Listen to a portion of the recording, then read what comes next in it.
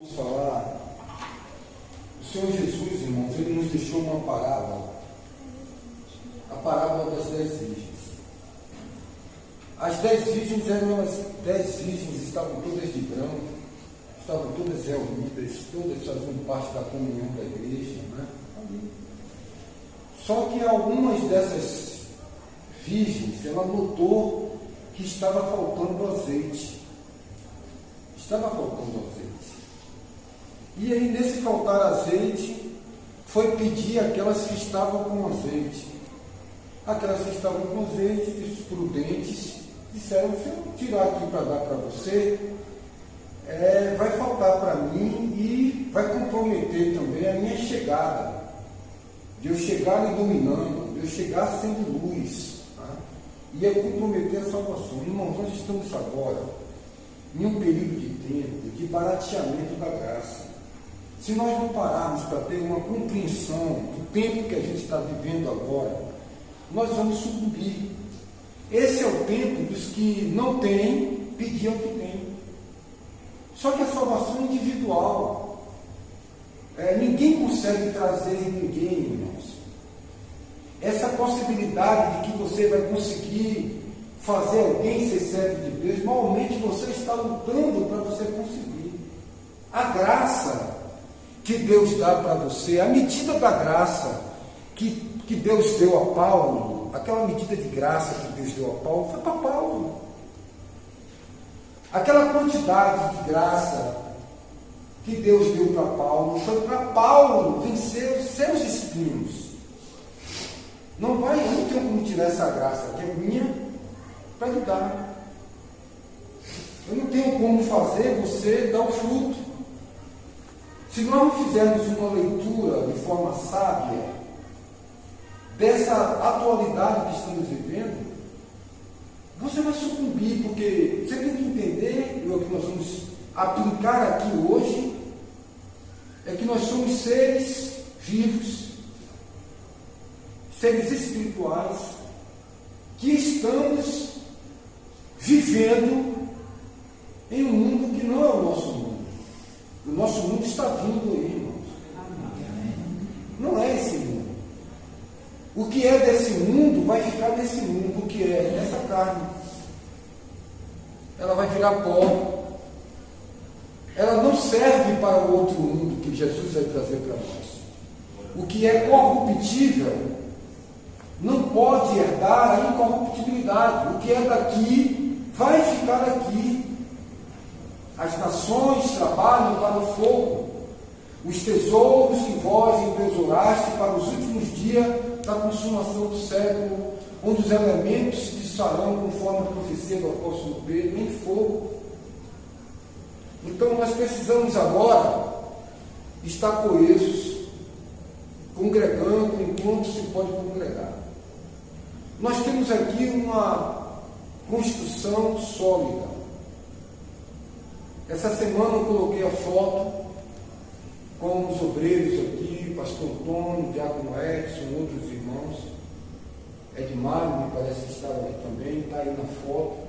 Eu nesse canto aqui, na curva dessa parede, colocando um tijolinho, uma linha, puxando uma alvenaria, pastor Antônio aqui, Edson um pouco mais à frente, Edmário um pouquinho mais ali.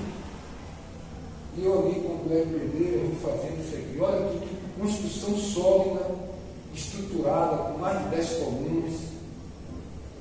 Mas isso aqui vai ficar aqui, irmãos.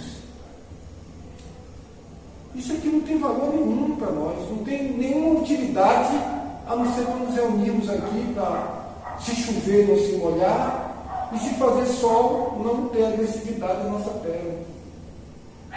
Se vir aí as leis que estão para vir, a gente tem que deixar tudo isso. Será que essa sua vaidade, a minha vaidade vai se apregar aqui? Não, eu vou ficar aqui. Não compra e nem vende, irmãos. A bela casa, o microprocessador, o notebook, o belo carro, não tem como botar gasolina no carro, não tem como levar o fogão nas costas, não tem como comprar bujão de gás. Tem que fugir, forasteiro, fora da lei, bandido. essas vaidades que o inimigo tem usado e que nós vamos tentar compreender um pouco aqui. Primeiro, o apóstolo Paulo escreve para uma igreja que está em uma cidade pagã, dominante do império da época, onde os homens queriam ser deuses, onde havia um sistema político muito entrelaçado, fortalecido, um império que era um império romano que dominava todo mundo de sua época, através do imperador César. E aí o apóstolo Paulo, como um instrumento de Deus, pela misericórdia de Deus, recebe uma mensagem do Espírito Santo para escrever para a igreja que estava ali no país de Roma. É uma carta, as Escrituras é universal, é para todos, atravessou esses séculos, chegou até nós. Não foi escrito especificamente só para aqueles irmãos. Deus, na sua infinita misericórdia, sabia que esses textos das Escrituras Sagradas seriam a base, a doutrina dos apóstolos e o Evangelho do Senhor Jesus Cristo para a nossa edificação. Então ele escreve aqui para aqueles irmãos, e que se nós não pararmos para compreender as coisas do Evangelho, primeiro que quando você começa a compreender o Evangelho, você já começa o próprio Espírito começa a fazer uma obra de começar a desligar você de cordões umbilicais. É impossível compreender o Evangelho e estar ligado a estruturas humanas. É impossível compreender o Evangelho e viver o Evangelho e continuar ligado a raízes biológicas. As pessoas queriam continuar a trazer para Jesus Cristo uma humanidade. Eles queriam trazer para Jesus o humano, uma vida humana, quando ele tinha uma vida do Evangelho, uma vida nesse corpo, mas orbitando, vivendo no espiritual. Alguém disse para ele: olha, sua mãe está aí, seus irmãos, não são eles, não é esse aí, os seus irmãos não estão aí na festa. Em outro trecho, esse aí não é o filho de José, o capinador de quintal, que era o polivalente, fazia tudo, capinava o quintal, fazia um bico na parte elétrica. A tradução original não é carpinteiro, era um servidor ali, uma pessoa que fazia bicos, fazia qualquer coisa que surgia. O pai dele não é José, sempre tentando humanizar Jesus, no sentido de que ele não deveria viver essa vida que ele era, a própria palavra do Evangelho. Quando nós compreendemos o Evangelho, e não adianta a gente ficar aqui querendo aglutinar multidões, porque isso não é uma realidade do Evangelho.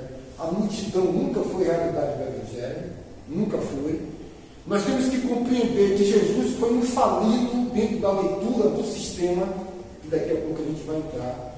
Jesus foi esbagaçado numa cruz maldita, certo? Não teve sucesso. Aquele movimento foi ali abafado, aquele movimento foi dilacerado em uma cruz.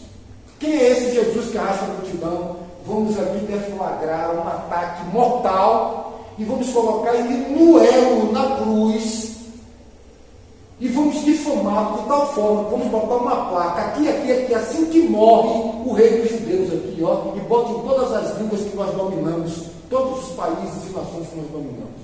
Bota em aramaico, em hebraico e bota em latim. Para entender que quem manda aqui é o Império Romano. Nós vamos aí agora sufocar. Então Jesus foi um falido. 100 anos depois alguém dizia: quem foi Jesus? Aquele que morreu lá na cruz, dizem que ressuscitou, mas eles pagaram até os soldados para dizer que tinham roubado o corpo de Jesus. Então quem acreditava eram os filhos de Abraão, da fé, somos nós, e éramos irmãos que foram perseguidos. Quem é da fé, irmãos, é da fé, é da palavra. Se você não tem fé, convicção, toda hora você vai ser tentado. Rapaz, vamos ali, Cristo está ali, Cristo está lá, Cristo está ali, ó, tem um movimento ali, toda hora, todo momento, alguém vai tentar pegar um fio da camisa e puxar, até você ficar viciado, você todinho, etapa por etapa. Então o Evangelho é coisa de solidez. Você bate aqui, não tem nada fofo, é apilado e sólido, não é crenças, não é doutrinas humanas, não são invencionices, não é modismo, não é festança, não. É opressão, é aflição de espírito e luta. Então, quando nós passamos a compreender o que é o Evangelho, a tônica do Evangelho e as gravidades das palavras de Cristo e dos apóstolos, esse próprio Espírito ele vai nos mover para um ambiente escasso, de solidez, de solicitude. Vai ser impossível, sabe, irmão? Jesus não ia ser seu amiguinho. Tira esse sentimento de amiguinho, de Jesus um cara massa, um cara legal. Jesus ia ser tipo um malvadão, que toda hora ia lhe furar e ia ser um camarada que você não gostaria de estar ao lado dele. Ele iria falar verdades todo momento, sendo ele a verdade, e você não suportaria ficar com ele. Jesus não era perfeccionista, ele era perfeito. E é. Conviver com a verdade, a mentira não tem vez. Não tem como você sentar na mesa da verdade e continuar com mazelas. Cedo ou mais tarde você vai negar ou vai trair. Se você trair como Judas e apenas tiver remorso, você não será sustentado, erguido, perdoado e construído, porque Judas não se destruiu, ele nunca foi construído. E depois que que Pedro, exemplo, negou e passou a reconhecer todo o sentimento que ele tinha, ele passou agora a ter um encontro e a se converter em Cristo. Então, se nós não compreendermos as coisas do Evangelho, nós vamos ficar a vida toda frequentando uma igreja, frequentando uma placa de religião, frequentando uma musicalidade barata que a gente ouve aí, nada com nada, nada de adoração a Deus, só letra, só comprar CD, só show, pirotécnico e mais nada. Então vamos compreender aqui. O apóstolo Paulo então escreve para os irmãos de Roma dizendo o seguinte: não vos conformeis a este mundo, transformai-vos pela renovação da vossa mente. Eu quero pegar só essa parte A e B do texto, porque seria aqui para explicar só esse texto aqui, eu necessitaria de umas 4 horas de relógio para bater esse texto, massificar o texto então eu vou deixar aqui apenas um pequeno resumo para você dar continuidade na sua busca pessoal. Não vos conformeis. Então vamos lá. Não vos conformeis a este mundo. Na tradução James King diz: não vos amoldeis a este mundo, diz a este sistema, um programa, a este mundo. Então, essa palavra conformeis, ela é conformar. A geometria é o estudo das formas. Aqui nós temos um formato triângulo. Aqui nós temos um formato quadrado. E aqui nós temos um formato circular ou redondo. Certo? Quando ele está dizendo que se eu tenho aqui essa forma, isso aqui é um formato, isso é geometria. Vamos supor que o mundo seja essa forma. O que é uma forma? Você vai pegar o molde. Se eu pego uma massa e coloco aqui dentro, isso aqui é uma forma.